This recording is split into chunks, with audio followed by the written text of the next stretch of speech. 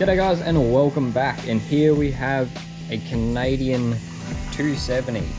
These are a PM. I don't know much, if anything, about these. I know they're a 95cc, same size motor, I believe much the same motor as this Canadien I've got here. You will see that one too. It is running. I just need to get a flywheel key for it because the old one was sheared. But I believe these have that same motor, but ported, bigger exhaust, bigger intake, that kind of thing, because these ran a lot longer bar. I believe that one, they ran up to a 30-inch bar. This one, they ran up to a 36-inch bar. And that is about all I know about it. I know it turns over, as you can see there. Don't know about compression, but the pull start is seized up. So we're going to start by pulling that pull start off and actually getting it turning over from the pull start. From there I can judge, does it have enough compression, that kind of thing. And we'll order some parts. We'll get a little kill switch for there and the second half of the exhaust for there, and that should pretty much poise this thing to get it ready to get running. From there, most of these levers seem not to work as they should. Maybe the choke does, I'm not sure. But we'll go from there. So let's get into it.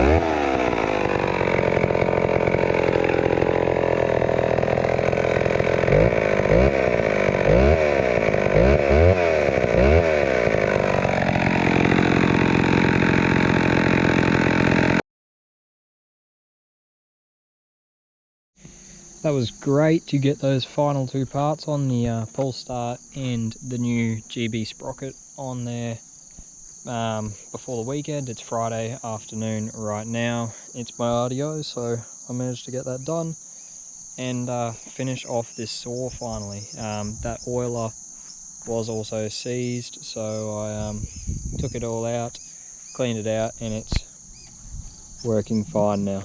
It's actually working way better than I first expected. So that pretty much wraps this thing up. It powers through wood pretty well, as it should. At first I did have it going a little bit rich, so I leaned it out a little tiny bit. I didn't want to lean this much at all, but I did a slight bit, and it flew through that wood there. Obviously not as quick as a new saw, but this is an absolute tractor of an old saw. So if you follow the channel, you'll already know there's heaps and heaps of stuff coming up. If you don't follow, follow up and you'll see what's coming up. There's a lot of stuff like this, a lot of cool stuff to come.